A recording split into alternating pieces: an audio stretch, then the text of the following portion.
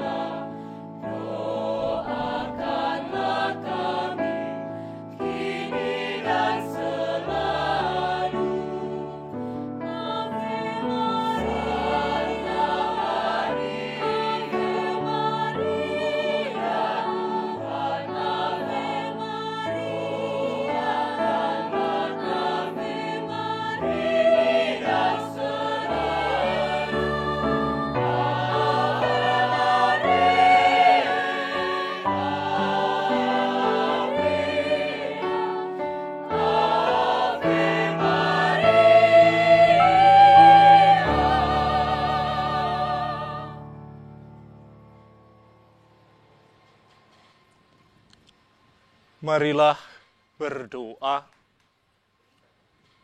Dalam nama Bapa dan Putra dan Roh Kudus. Amin.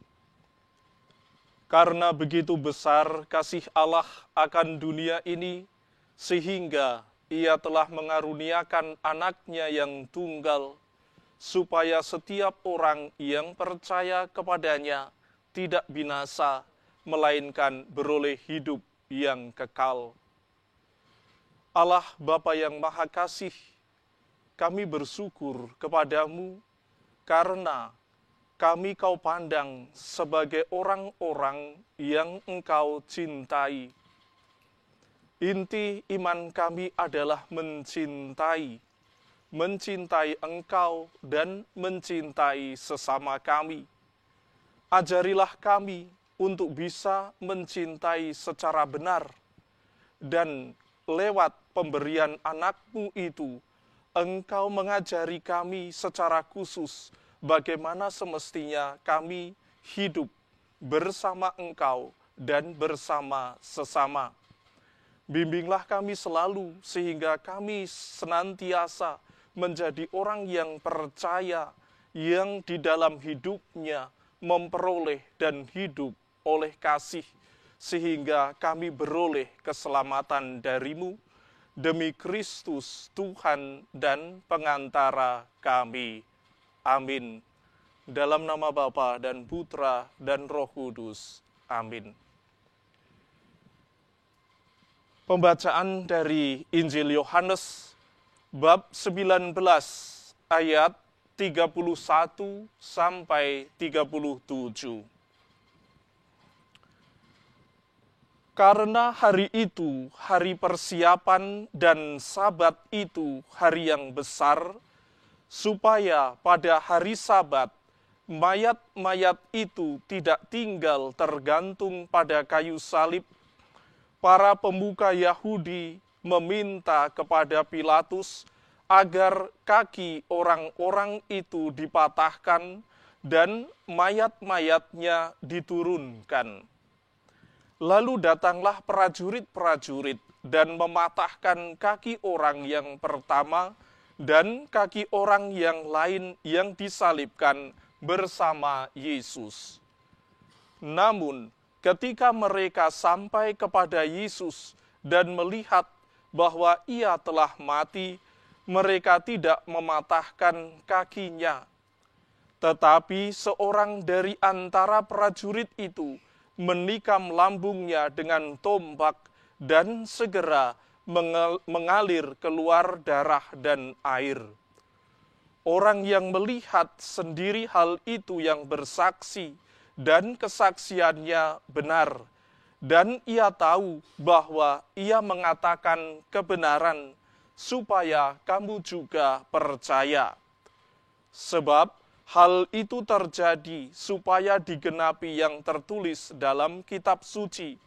Tidak ada tulangnya yang akan dipatahkan.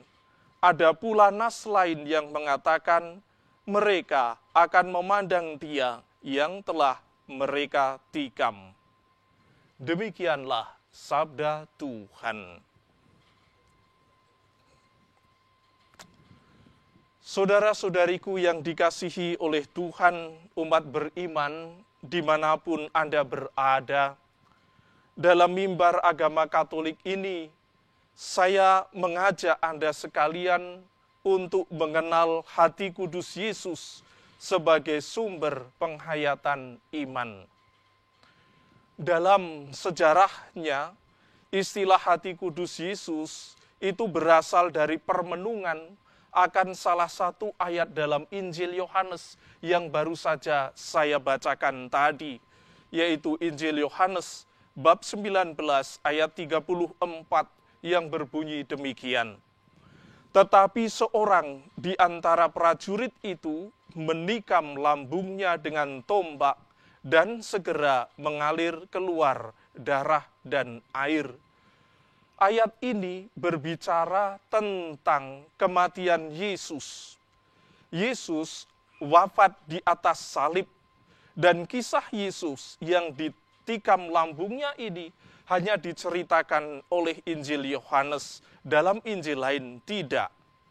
Menurut Injil Yohanes, kematian Yesus di salib adalah ungkapan cinta terdalam dari Allah untuk manusia dan dunia, sebagaimana yang ia tuliskan dalam bab 3 ayat 16. Karena begitu besar kasih Allah akan dunia ini, sehingga ia telah mengaruniakan anaknya yang tunggal, supaya setiap orang yang percaya kepadanya tidak binasa.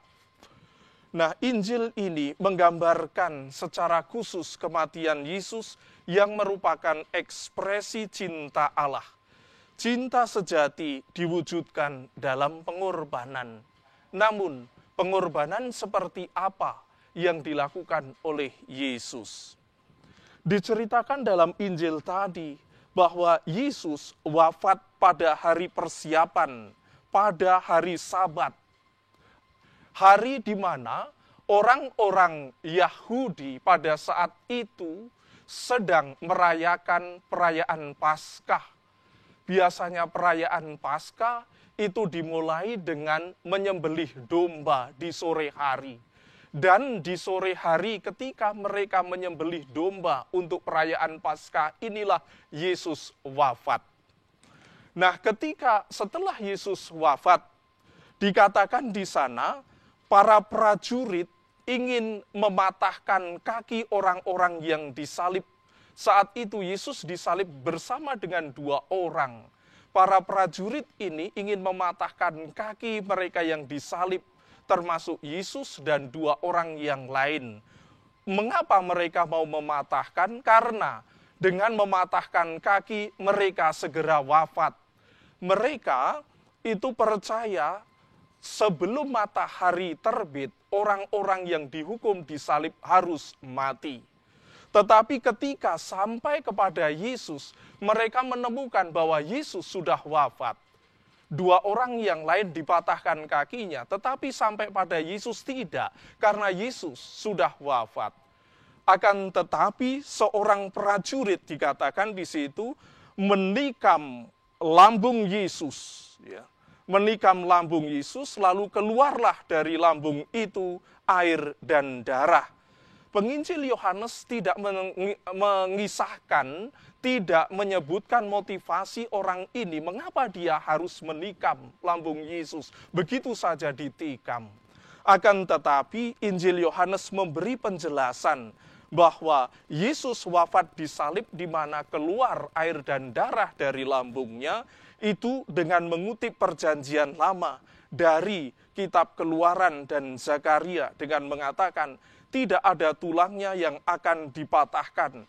Lalu juga mereka akan memandang kepada Dia yang telah mereka tikam. Inilah arti, apa itu arti lambung yang tertikam? Lambung yang tertikam menjelaskan arti kematian Yesus. Kutipan dari kitab Keluaran, tidak ada tulangnya yang akan dipatahkan, itu membawa kita untuk memahami seperti apakah Yesus yang kita imani ketika Yesus wafat di salib. Pada saat itu, orang dalam perjanjian lama, dalam kitab Keluaran, dalam kitab Keluaran bab 12 diceritakan, ketika orang Israel itu menjelang dibebaskan dari Mesir, mereka diperintahkan oleh Tuhan untuk menyembelih domba. Ya, menyembelih domba. Mereka menyembelih domba, darahnya itu dipercikkan di depan pintu rumah mereka. Ketika Tuhan lewat dan melihat bahwa ada darah domba di depan pintu mereka, orang-orang yang ada di dalamnya selamat. Tetapi rumah yang tidak ada darahnya, semua orang anak sulung di rumah itu akan mati. Nah itu. Lalu domba yang disembelih itu kemudian dimakan oleh mereka yang akan keluar dari Mesir ini. Mereka ketika memakan domba ini, Tuhan mengatakan jangan tulangnya itu dipatahkan. Ketika memakan daging domba, jangan dipatahkan tulangnya. Cepat memakan lalu langsung pergi, meninggalkan perbudakan di Mesir. Nah, Yesus ketika wafat itu dilihat sebagai seperti seekor domba yang disembelih, di mana tulangnya tidak dipatahkan. Apa maknanya bagi kita? Kematian Yesus di sini adalah kematian sebagai seorang anak domba. Sebagai anak domba Allah. Dalam Injil Yohanes, Yohanes Pembaptis mengatakan, inilah anak domba Allah yang menghapus dosa-dosa dunia. Di dalam perayaan Ekaristi kita sering mendengar itu. Sebelum kita komuni, imam mengatakan dengan mengangkat tubuh Kristus, inilah anak domba Allah. Artinya apa? Yesus wafat sebagai makanan bagi kita. Makanan rohani orang beriman secara khusus kita semua adalah Yesus Kristus yang mempersembahkan dirinya, yang mengorbankan dirinya. Yesus tidak hanya sebagai orang yang kita percayai, tetapi juga terutama sebagai makanan rohani. Lalu, kitab Perjanjian Lama kedua yang memaknai kematian Yesus lebih memandang pada arti lambung yang tertikam. Mereka akan memandang dia yang telah mereka tikam, dikatakan demikian. Nah, saat itu kitab Zakaria itu berbicara tentang orang-orang berdosa yang akan mendapatkan pengampunan dari Tuhan. Menurut kitab ini, orang-orang berdosa itu menikam Tuhan sendiri. Tuhan tertikam karena dosa-dosa manusia. Mau memberi makna apa akan kematian Yesus? Yesus yang ketika wafat ditikam lambungnya mau mengatakan bahwa yang membuat Yesus itu wafat, yang menikam Yesus adalah dosa-dosa manusia. Dan kita di hadapan Yesus diajak untuk meratapi dosa-dosa kita. Nah, saudara-saudariku yang dikasihi Tuhan, saya mau mengajak kita semua di dalam mimbar agama Katolik ini untuk menemukan bahwa hati kudus itu sebagai sumber penghayatan iman. Hati kudus itu laksana lambung yang tertikam, di mana dari lambung itu mengeluarkan air dan darah, dan kita menerima keselamatan dari sana. Dan dalam tradisi gereja sendiri, air dan darah itu bisa kita temukan dalam sakramen-sakramen yang kita ikuti, terutama dalam sakramen Ekaristi.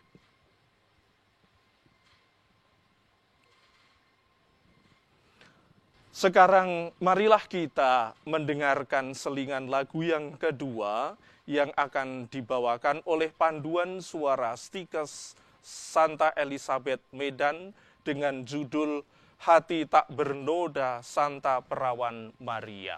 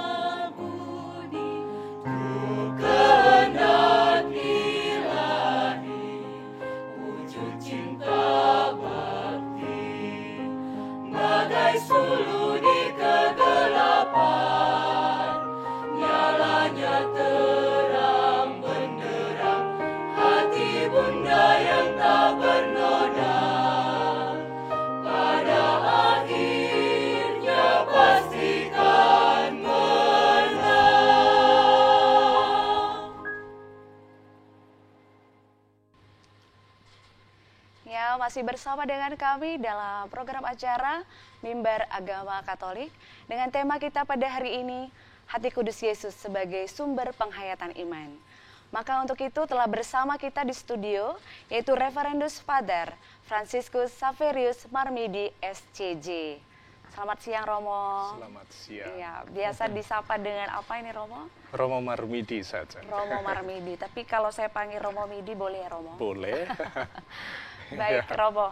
Tak kenal maka tak sayang, walaupun tadi sudah disebutkan nama dari Romo sendiri, tetapi mungkin para pemirsa dan juga termasuk saya sendiri, karena ini kita baru pertama sekali berjumpa ya, Romo.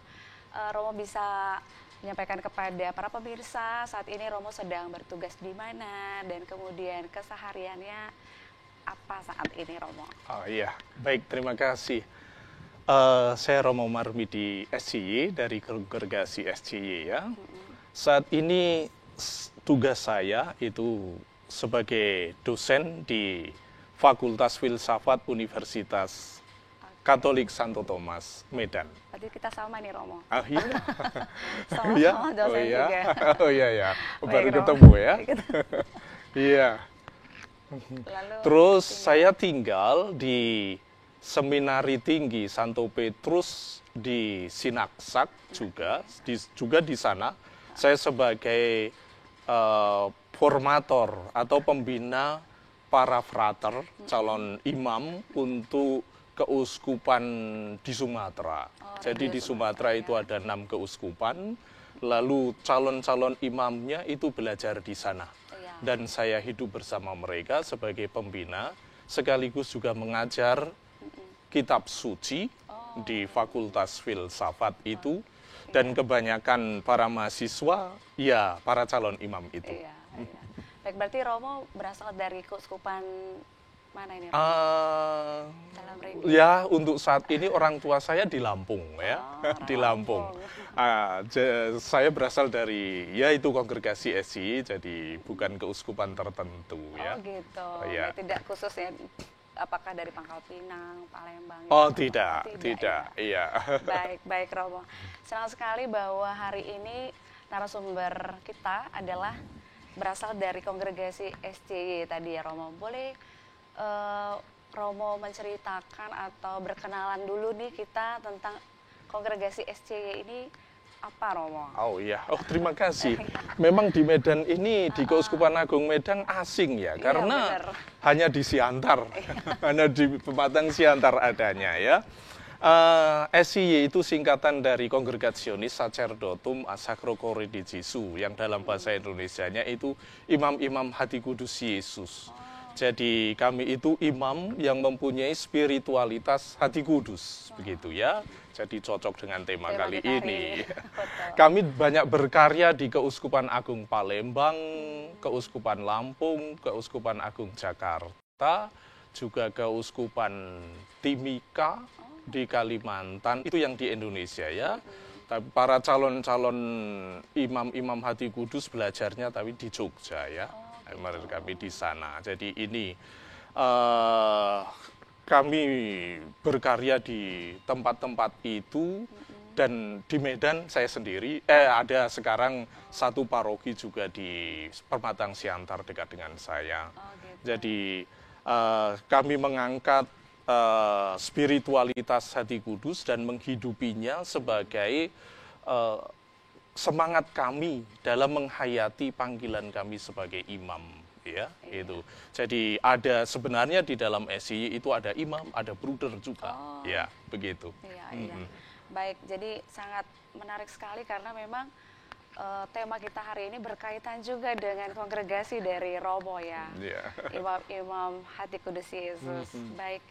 Langsung saja nih Romo jadinya, karena sudah langsung Romo hantarkan tadi. Tadi kalau kita dengarkan bacaan Injil ya Romo, bahwa di dalam Injil Yohanes tadi dikatakan pada ayat 34, ketika prajurit itu menikam lambung Yesus, segera mengalir darah dan air. Yeah. Nah, lalu dari renungan tadi juga Romo banyak membicarakan 3 kata kunci ini, saya lihat ya, darah, air, dan juga lambung yang tertikam. Yeah. Apakah ketiga kata ini itu sangat erat memang kaitannya dengan hati kudus Yesus. Lalu bagaimana kita semakin memaknai ketiga simbol ini atau ketiga kata ini dalam hati kudus Yesus ini. Oke, baik. Memang istilah hati kudus Yesus itu tidak ditemukan dalam kitab suci ya.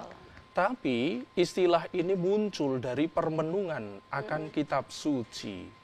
Dan dalam tradisi gereja itu dari Yohanes bab 19 ayat 34 itulah salah satunya ya. Di mana lambungnya itu ditombak, ditikam, lalu keluar air dan darah. Lambung yang terbuka itulah yang kemudian direfleksikan kemudian oleh bapak-bapak gereja awal itu sebagai hati ya gitu. Jadi kalau kita membaca Alkitab dalam bahasa Latin itu istilah menikam itu diubah menjadi aperuit, artinya itu membuka. Jadi semacam hati Yesus itu dibuka oleh tombak itu begitu ya. Itu penafsiran mistis ya. Jadi dari sanalah istilah hati itu bergeser ya. Jadi itu dari lambung tadi bergeser ke hati ya. Mungkin lebih dekat ya Romo ya. Kalau dipakai lambung Yesus yang Maha Kudus juga jadinya rancu dia. Makanya, sebenarnya dalam bahasa asing itu bukan hati tapi jantung. Ya. Kalau dalam istilah bahasa Latin itu core ya, core jantung, jantung sebenarnya. Tapi istilah Indonesia nggak cocok jadi hati. Inggris juga pakai heart, nggak cocok pakai jantung ya. Itu. Tetapi lebih kepada maknanya maknanya yang dilihat ya. Baik, lalu lanjut lagi nih Romo. Maka apa yang menjadi makna dari hati kudus Yesus itu, Romo? Nah, ini kalau kita membaca Injil ada makna simbolis di situ ya, terutama Injil Yohanes itu ya. Dari lambungnya itu kan keluar air dan darah ya, air dan darah. Kalau yang di dalam Injil sendiri dipahami sebagai itu kematian Yesus. Tapi motivasi apa Yesus bisa wafat seperti itu? Seperti tadi saya katakan, Yesus itu mempunyai motivasi karena begitu besar kasihnya akan dunia ini sampai ia mengorbankan dirinya yang di dalam peristiwa hidupnya, kematiannya itu digambarkan seolah-olah dengan keluar air dan darah ya itu. Tapi kemudian oleh para bapak-bapak gereja terutama ini bukan hanya soal peristiwa kematian biasa di mana air dan darah itu menandakan kematian Yesus, tidak. Ini mempunyai makna simbolis. Menurut mereka Santo Agustinus, Tertullianus itu mengatakan di sanalah sakramen-sakramen yang dirayakan gereja itu muncul. Air itu menunjuk pada sakramen baptis, darah sakramen ekaristi. Nah, dari sanalah karena sakramen-sakramen ini muncul dari cinta Tuhan yang menyelamatkan. Nah, begitu. Nah, itu hubungannya dalam hidup kita sekarang dalam gereja ya. Jadi mengkontemplasikan itu betul, lambung yang tertikam. Jadi juga memaknai bahwa ini menjadi awal untuk sakramen-sakramen yang ada di dalam gereja. Sangat menarik Romo. Lalu Romo, hati kudus Yesus ini juga banyak tadi saya sampaikan di awal bahwa pada bulan Juni yang dimana gereja merayakan Hari Raya Hati Yesus yang Maha Kudus, lalu gereja Katolik mengajak seluruh umat untuk melaksanakan devosi. Nah lalu sejak kapan ini Romo gereja Katolik memulai adanya devosi pada hati Yesus yang Maha Kudus, Romo? Oke, sejak kapan persisnya? Banyak sekali pendapat. Tapi sejak awal gereja pada abad ketiga, keempat Masehi, itu konsentrasi permenungan pada lambung yang tertikam. Ya. Lalu ada seorang santo, namanya Santo Anselmus, sekitar tahun 1000-an, itu menganggap lambung ini sebagai hati. Santo Anselmus. Iya, lalu ada juga Santo Santa Matilde dan Gertrudis abad ke-12 mengkontemplasikan juga lambung ini sebagai hati yang mencinta. Dan secara khusus puncaknya itu pada pengalaman seorang santa namanya Santa Margareta Maria Alacoque yang hidup pada abad ke-16, 1600-an, di mana dia mengalami penglihatan akan hati Yesus.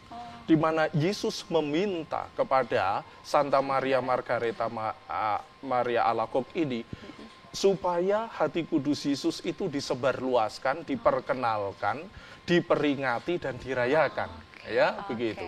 Lalu hampir 100 tahun kemudian barulah gereja itu sekitar tahun 1700 gereja kemudian memperingati secara khusus dalam liturgi.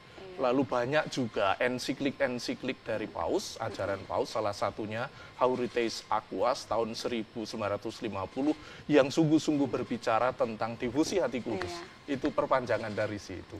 Gitu. Begitu ya. Baik, jadi semakin menambah wawasan kita semua ini Romo, bahwa memang untuk devosi hati kudus Yesus ini juga bukan langsung saja ya. Tapi memang ada proses-proses iman yang juga dirasakan oleh para santo dan santa ya Romo. Baik Romo, kita nanti akan berbincang lebih lanjut lagi, tetapi sebelumnya para pemirsa, mari kita saksikan kembali suatu pujian yang indah yang akan dibawakan oleh paduan suara Stika Santa Elizabeth Medan dengan judul Santa Maria Kau Bundaku, dengan konduktor Yan Raymond Immanuel. Ini dia.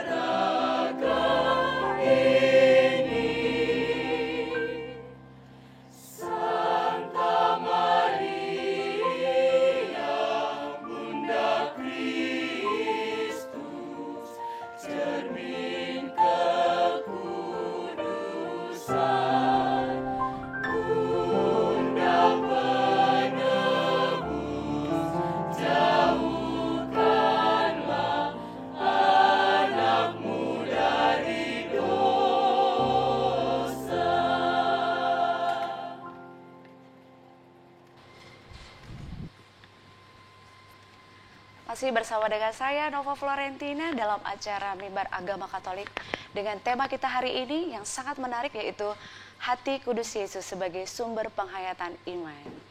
Baik Romo, kita lanjutkan perbincangan kita ya Romo ya. Mungkin para pemirsa juga tentunya sangat sering melihat gambar Hati Kudus Yesus Nah, ini Romo, saya mau bertanya ini kepada Romo, bahwa dalam gambar itu yang biasa kita lihat, bahwa hati Yesus itu terletak di depan tubuh Yesus, lalu dengan tangan yang terbuka Yesus menunjuk kepada gambar hati itu, di mana hati itu dengan warna yang merah berdarah dan penuh dengan cahaya ilahi, lalu juga ada mahkota duri mengelilingi hati itu. Mungkin Romo bisa menyampaikan kepada kita semua apa makna-makna dari gambar itu. Apakah memang tersirat sebuah arti atau makna yang sehingga kita bisa semakin menghayati dari gambar itu, Romo? Iya, gambarnya seperti ini kali ya. Nah, Iya. ini biasanya gambaran devosi hati kudus Yesus, gambaran hati kudus Yesus. Memang ada hati, lalu kemudian ada apinya, sinar, terus durinya, ada salib. Itu mempunyai makna ya. Yang pertama api ya. Kalau kita melihat api, api itu kan untuk persembahan ya, membakar persembahan begitu ya. Kalau kita ingat kembali peristiwa Abraham yang mempersembahkan anaknya Ishak itu kan dengan api ya. Dan itu artinya apa di sini? Sungguh kematian Yesus itu merupakan sebuah persembahan ya. Ini persembahan hidupnya kepada Allah dan kepada dunia. Nah itu. Lalu yang kedua sinar, ada sinar cahaya di situ ya. Di sini sinar ini mengingatkan kita akan perkataan Yesus sendiri. Akulah terang dunia. Yaitu Yesus itu dengan hatinya mau menunjukkan bahwa cintaku ini merupakan terang dunia bagi ya, terang dunia. Yang menerangi dunia adalah mereka yang mengikuti cintanya. Sungguh-sungguh hidup dalam cintanya, menjadi terang hidupnya. Juga ada panah atau tombak yang menusuk hati gitu ya. Nah, itu kita ingat dalam Injil kan seorang prajurit itu menombak dan menembus tombak ini. Tombak ini mengingatkan tidak hanya bahwa di dalam Injil diceritakan itu, tetapi juga kalau kita misalnya padankan dengan mitos atau metafora saat itu dalam dunia Romawi kuno saat itu, ada yang namanya Dewa Asmara itu ya, yang dia menembak panah gitu dengan hati gitu ya. Ada nuansa bahwa Yesus itu wafat dengan ditombak itu karena cintanya ya, karena cintanya. Lalu duri yang semestinya ada di kepala Yesus, tetapi diletakkan ada di dalam hati Yesus. Ini mengingatkan akan penglihatan tadi Santa Maria Margareta Alacoque yang mengingatkan demikian, bahwa hati Yesus itu menderita karena orang itu berdosa. Dosa-dosa manusialah yang menusuk hati Tuhan. Gitu ya. Karena itu kita diajak untuk mengadakan pemulihan. Pemulihan itu apa artinya? Kita bersujud di hadapan Yesus, hidup dengan baik, menerima sakramen komuni, itu untuk memulihkan dosa-dosa yang telah kita lakukan dan orang lain yang lakukan. Supaya Yesus memberi pengampunan, ya, itu. Juga salib. Ya, salib itu posisinya biasanya dalam hati itu, di hati itu hatinya yang lebih besar, salibnya malah yang lebih kecil ya. Artinya apa? Ini mengingatkan ketika Yesus memanggul salib dan wafat di salib, cintanya lebih besar ketimbang apa yang dia derita, apa yang dia alami. Dan itulah yang sungguh-sungguh kita kontemplasikan, kita hayati ya. Spiritualitas hati kudus adalah spiritualitas yang membawa kasih itu lebih besar ketimbang yang lain. Nah, itu begitu kira-kira. Terima kasih Romo, ini semakin mengantar kita semua dan tentunya seluruh pemirsa yang saat ini menyaksikan acara ini untuk semakin menghayati dan merasakan benar-benar bahwa cinta Yesus itu luar biasa dalam hidup kita. Baik Romo, lalu Romo sendiri tadi berasal dari kongregasi SCY ya, yang merupakan kongregasi imam-imam hati kudus Yesus. Lalu pertanyaan saya ini Romo, bagaimana para imam-imam SCY ini mengaktualisasikan hidupnya dalam kehidupan sehari-hari pada ya tadi menggambarkan hati kudus Yesus tadi itu Romo. Mungkin Iya. bisa Romo lebih sampaikan supaya menjadi teladan juga bagi kita seluruh umat. Iya. Di sini saya bedakan bagaimana menghayati dalam konteks liturgi doa dan karya ya. Oh, oke. Yang pertama dalam doa ya. Kami mempunyai kebiasaan setiap hari itu ketika berdoa ada doa persembahan diri, penyerahan diri, persembahan diri, doa pembukaan setiap hari. Sebagaimana Yesus wafat di salib itu mempersembahkan diri ya. Itu. Kemudian kami juga setiap hari merayakan Ekaristi, menerima komuni, ya paling tidak isi itu ya. Karena apa? Sebagaimana juga dikatakan oleh Yesus kepada Santa Maria Margareta itu, semakin banyaklah sering mungkin menerima komuni. Nah itu. Juga kami mempunyai kebiasaan adorasi, ya. Adorasi itu sembah sujud di hadapan sakramen Maha Kudus. Itu tidak hanya kita menghormati Yesus yang bertahta di sakramen, tetapi ada di dalam diri kami ketika kami berdoa. Itu ada pemulihan seperti tadi.